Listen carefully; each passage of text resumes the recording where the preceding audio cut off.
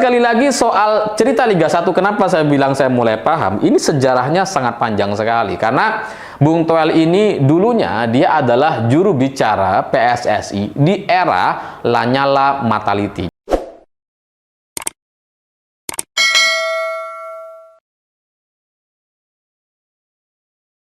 Woi, udah pada ngopi belum?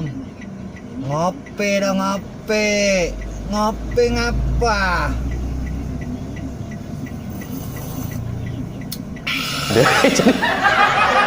Jadi catatan Sintayong dan timnas Indonesia, Erick Thohir sebagai ketua PSSI dan semua kru atau kerabat yang terlibat itu sangat luar biasa sekali. Tapi di tengah pencapaian yang sangat bagus ini gitu ya, tiba-tiba muncul seorang Bung Toel. Yang awalnya saya pikir ketika timnas Indonesia ini mencatatkan satu sejarah dan cara bermainnya luar biasa bagus gitu ya. Ini bukan cuma kemenangan yang kebetulan, karena build up dari belakang sampai ke depan, bagaimana transisi bermain itu sangat menarik, sangat nyaman sekali dilihat gitu ya. Saya pikir semua orang akan mendukung PSSI dan timnas Indonesia. Tapi di tengah-tengah penampilan gemilang timnas Indonesia ini, tiba-tiba muncul Bung Toel dengan segala kritiknya kepada Sintayong dan Erick Thohir, karena Erick Thohir ini dianggap selalu memberikan apapun yang diminta oleh Sintayong. Kan benar seharusnya. Jadi bagi saya kemunculan Bung Toel ini adalah satu fenomena baru gitu, dan selama beberapa minggu terakhir ini saya coba renungkan sebenarnya Bung Toel ini apa maksudnya, apa tujuannya gitu, karena saya nggak paham gitu, karena setahu saya semua orang itu mendukung timnas Indonesia baik kalah atau menang. Jangankan menang, kalah pun kita dukung gitu. Jadi kalau sekarang timnas sudah bermain bagus gitu ya, dengan gol-gol yang sangat-sangat cantik lewat Witan dan kemudian Marcelino dan lain-lain gitu ya, strike yang kemarin juga sangat bagus golnya gitu. Jadi aneh kalau kemudian muncul orang yang mengkritik habis timnas U23 gitu. Karena sekali lagi kalah pun kita dukung lah, kok ini menang malah dikritik.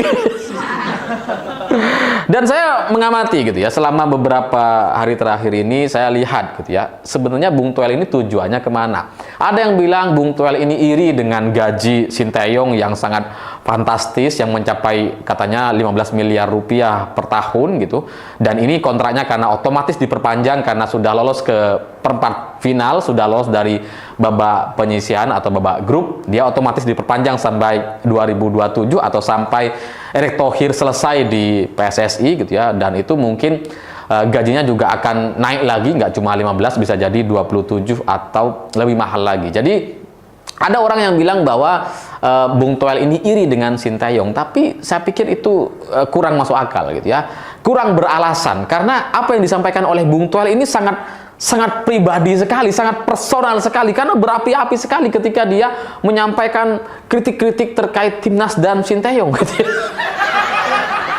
Lalu ada juga yang bilang analisa intelijen katanya yang mengatakan bahwa Bung Toel ini adalah mafia dari pemain-pemain timnas katanya. Jadi dulu itu ada isu bahwa timnas Indonesia itu sebenarnya pemainnya itu bukan yang terbaik, bukan sepenuhnya diinginkan oleh pelatih, tapi ada pemain-pemain titipan dari kelompok A, kelompok B, tokoh si Anu dan sebagainya gitu. Dan Bung Toel ini dianggap orang yang melakukan upaya-upaya pemain titipan katanya. Tapi saya juga meragukan atau bahkan tidak percaya dengan tuduhan-tuduhan itu, karena itu adalah tuduhan yang sangat-sangat tidak beralasan. Kalaupun memang benar itu tidak mungkin gitu, karena ya bukan levelnya Bung Toel lah. Bung Toel itu tidak sampai di level yang mampu untuk mengatur-ngatur seperti itulah menurut saya gitu ya. Jadi saya nggak percaya dengan isu-isu itu, sehingga selama beberapa hari terakhir ini dengan fenomena kemunculan Bung Toel atau Rocky Gerung versi sepak bola,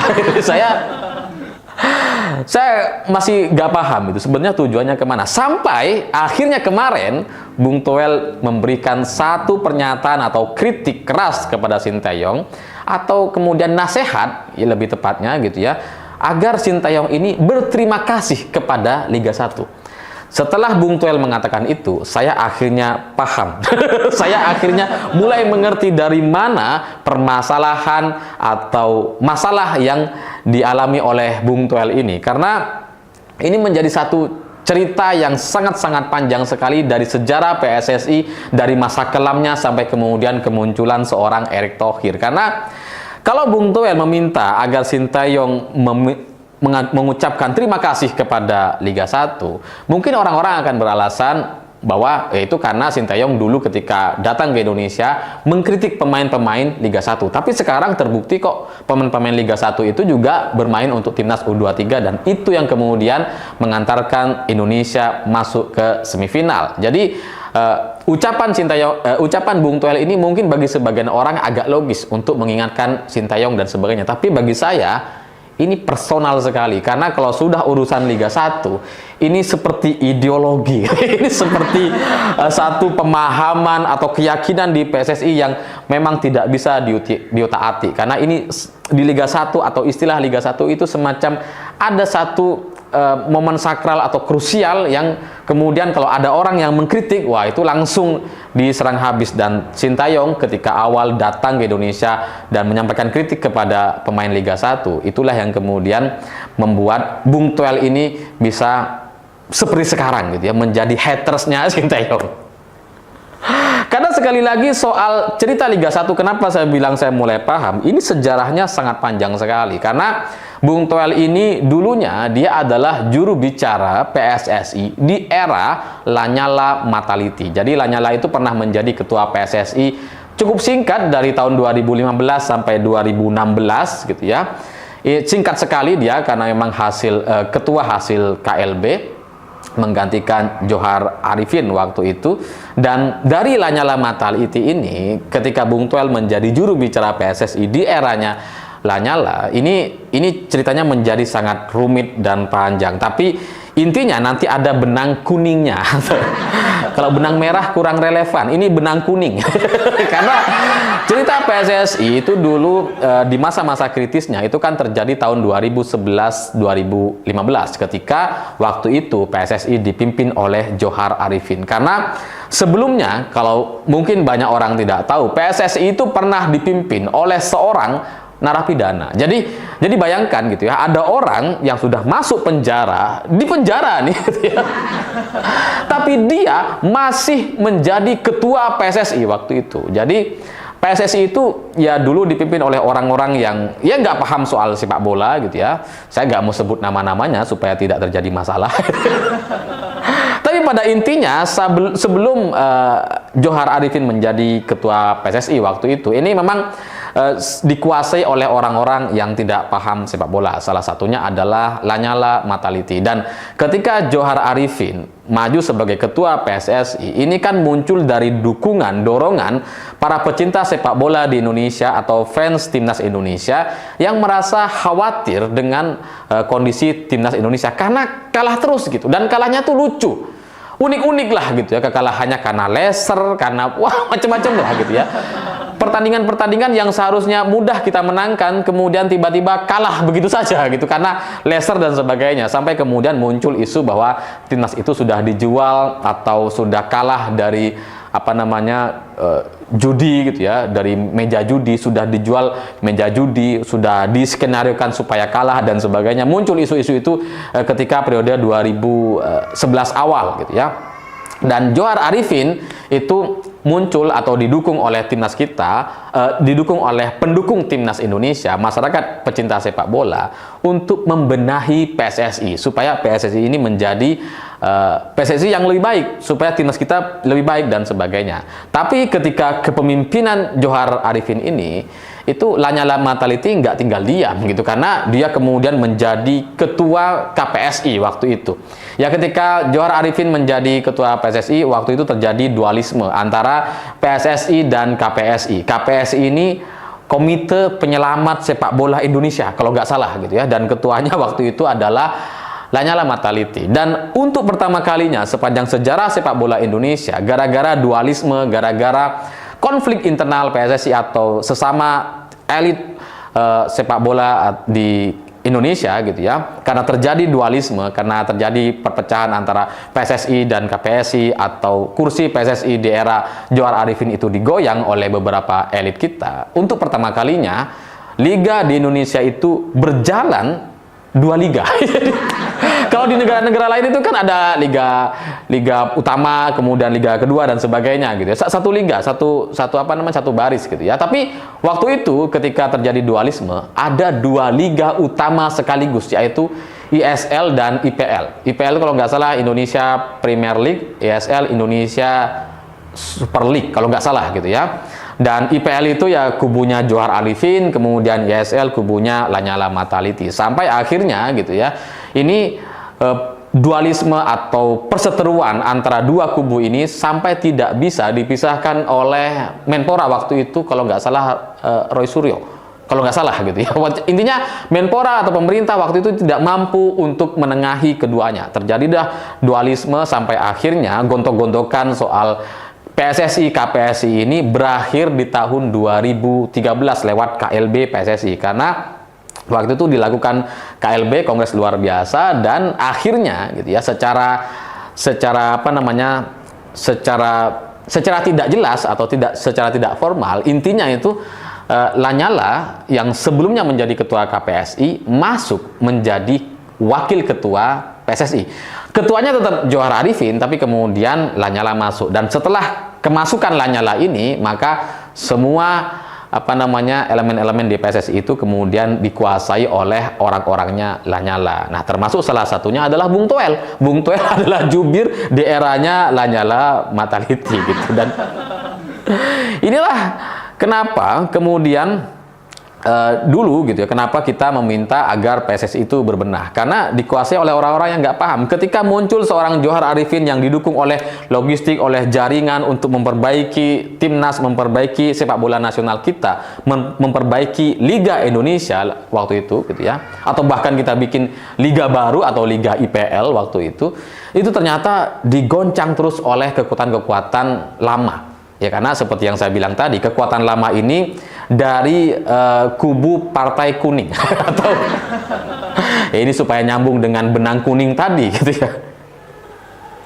Jadi ini ceritanya mereka ini memang berkuasa begitu lama sehingga ketika muncul orang baru seperti Johar Arifin yang ingin benar-benar memperbaiki, itu kemudian digoyang sampai akhirnya ya nggak punya kekuatan apa-apa. Dan ketika Lanyala masuk, selesailah IPL itu, karena IPL, klub-klub yang ada di IPL waktu itu ya satu persatu bubar gitu ya. Dan ketika IPL sudah kalah katakanlah karena klub-klubnya sudah banyak yang bubar, ini dari situ kemudian liganya jadi satu, hanya ISL, kemudian sekarang jadi Liga 1. Makanya tadi kenapa saya bilang mulai paham kenapa Bung Toel itu meminta Sintayong untuk berterima kasih kepada Liga 1, karena ini memang menjadi satu kesatuan.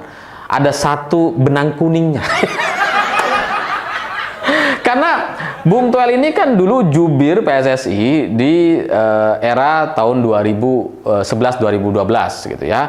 Lalu kemudian setelah Lanyala Mataliti kemudian bergabung masuk menjadi bagian wakil ketua umum PSSI dan bahkan menjadi ketua PSSI tahun 2015-2016, itu status Bung Toel tuh naik pangkat dari yang semulanya hanya jubir kemudian menjadi General Manager Football Development pada tahun 2014 setelah Lanyala jadi wakil ketua PSSI. Lalu kemudian Bung Toel ini naik lagi pangkat menjadi Direktur Kompetisi PSSI.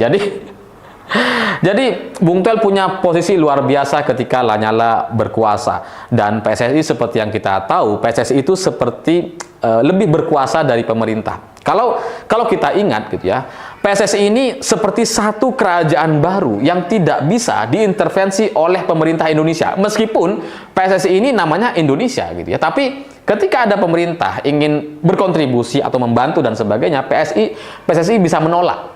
Dan Bung Toel inilah orang yang dulu sering berhadap-hadapan dengan Menpora atau pemerintah gitu ya. Wah, sering ngancem-ngancem lah gitu. Kalau kita pemerintah mau bikin bikin pertandingan gitu ya, Piala Merdeka atau Piala Presiden apapun itu gitu ya. Wah, itu harus izin dengan PSSI. Kalau nggak izin PSSI nggak bisa. Bahkan sempat ada gitu ya, kita bikin Piala Merdeka, pemerintah bikin Piala Merdeka, itu Bung Toel kasih ancaman, siapapun klub yang ikut Piala Merdeka itu nanti kita sanksi. Kalau nggak salah bahasanya seperti itu. Pokoknya ada ancaman-ancaman, wah ini nanti kita akan catat dan sebagainya gitu ya. Jadi dulu Bung Toel itu sering berhadapan dengan Menpora dan pemerintah, dan dia berbekal statuta FIFA gitu, karena PSSI itu nggak bisa ditekan-tekan oleh pemerintah, tidak bisa diintervensi oleh pemerintah. Kalau sampai diintervensi nanti mereka mengadu kepada FIFA, dan FIFA bisa membekukan liga di Indonesia, bisa membekukan PSSI dan sebagainya gitu. Jadi itulah yang kemudian menjadi benang merah seorang Bung Toel gitu, karena soal Liga 1 itu memang sangat-sangat diagung-agungkan di kubu mereka, di kubunya Lanyala waktu itu, atau di kubu zaman kegelapan lah katakanlah gitu kan. Ya karena kalau saya pribadi dulu saya mendukung IPL, saya mendukung Johar Arifin di tahun 2011-2013 waktu itu gitu ya, sebelum adanya KLB. Saya mendukung IPL karena untuk perbaikan, untuk manajemen sepak bola yang lebih terbuka, lebih profesional, timnas yang lebih baik dan sebagainya, yang tidak bisa diatur-atur dan seterusnya.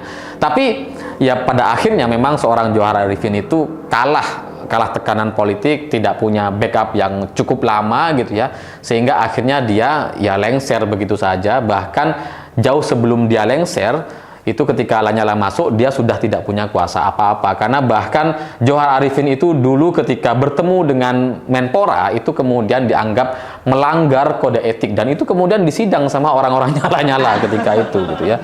Jadi hanya gara-gara bertemu dengan Menpora itu kemudian menjadi satu masalah serius di PSSI, dan itulah yang membuat akhir karir Johar Arifin sebagai ketua PSSI waktu itu, dan kemudian digantikan oleh Lanyala Mataliti tahun 2015.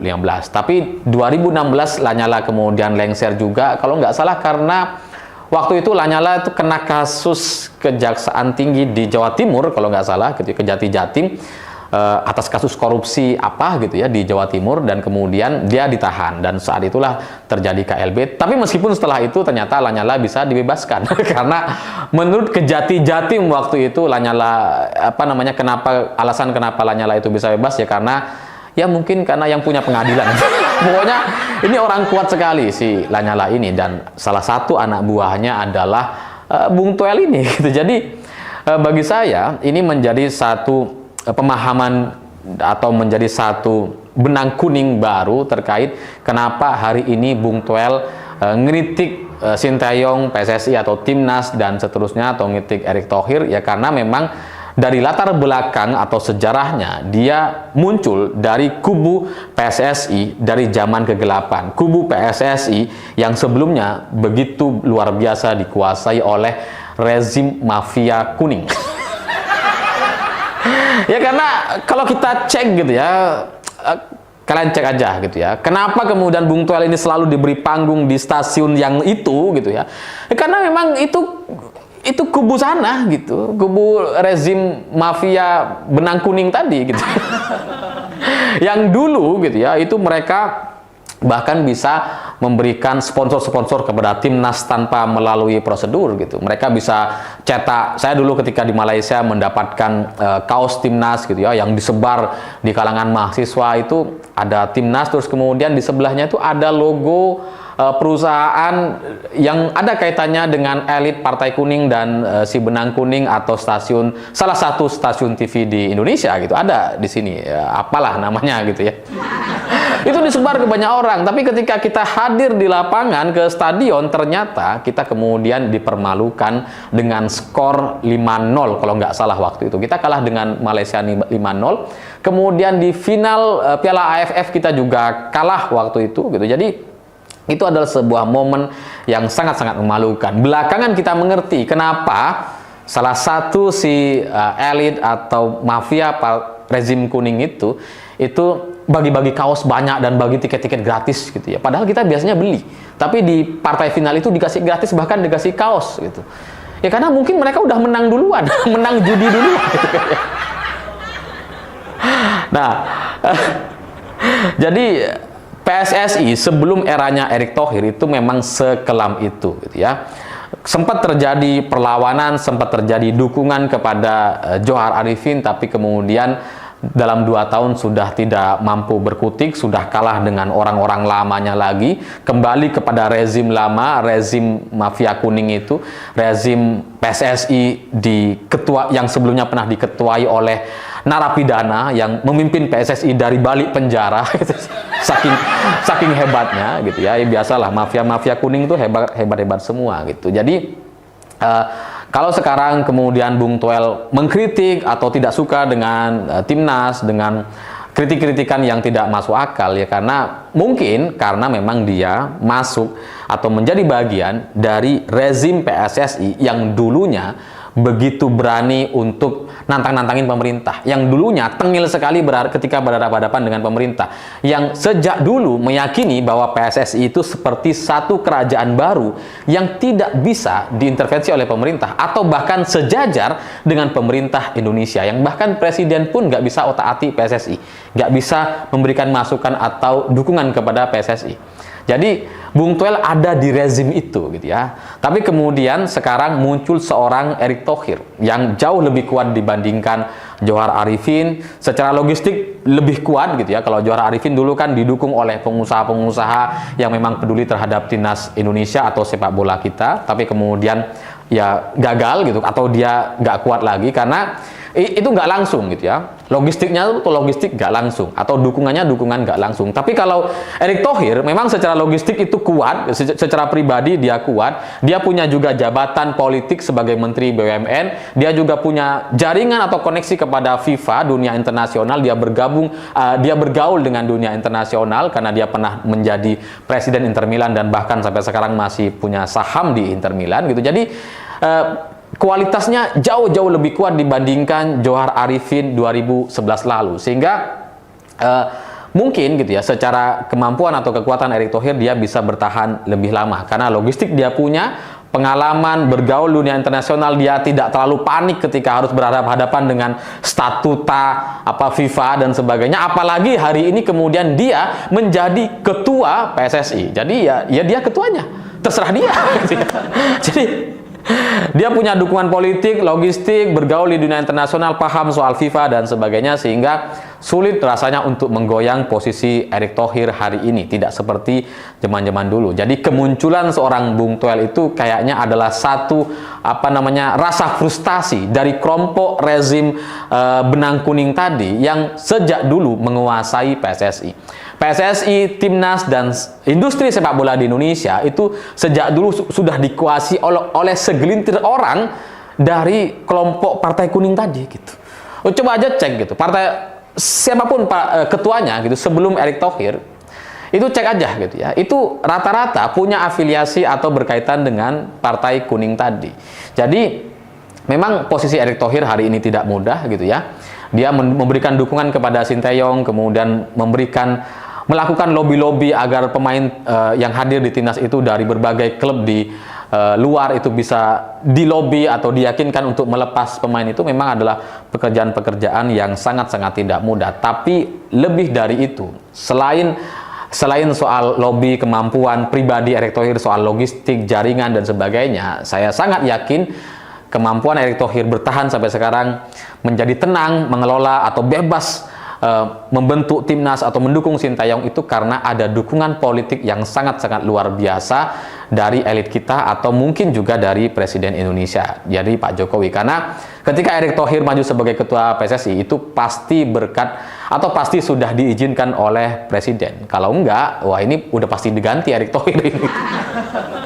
Ya, semoga kita berharap Erick Thohir tetap bertahan gitu ya, supaya timnas kita itu berada di tangan yang benar, yang profesional, yang memang tujuannya untuk timnas, untuk kebaikan liga di Indonesia, untuk sepak bola kita, untuk kebanggaan kita semua, bukan untuk kepentingan politik tertentu atau mafia kuning tadi. Sehingga mungkin setelah ini Erick Thohir harus berpikir untuk melihat gitu, bagaimana dia mendapatkan dukungan politik agar bisa terus mendukung timnas Indonesia.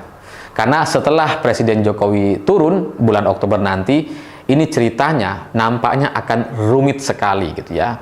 Ya katakanlah Prabowo Subianto menggandeng Gibran sebagai cawapresnya, tapi belum tentu kemudian orang-orang Jokowi juga bisa diberikan kepercayaan yang luar biasa seperti salah satunya kepada Erick Thohir ini gitu. Karena tanpa dukungan politik, tanpa dukungan atau backup politik yang kuat, maka seorang Erick Thohir sebagai ketua PSSI nggak mungkin bisa sampai sejauh ini. Sehingga ya mungkin hari ini, setelah ini kita harapkan Erick Thohir punya satu dukungan politik baru, sehingga nantinya sampai 2026 minimal kita bisa lolos Piala Dunia untuk pertama kalinya. Ya kita tunggu saja gitu ya. Dan soal perubahan-perubahan politik itu kita bisa lihat, saya sudah dengar Erick Thohir ada nampaknya rencana untuk menjadi calon gubernur DKI Jakarta katanya gitu ya.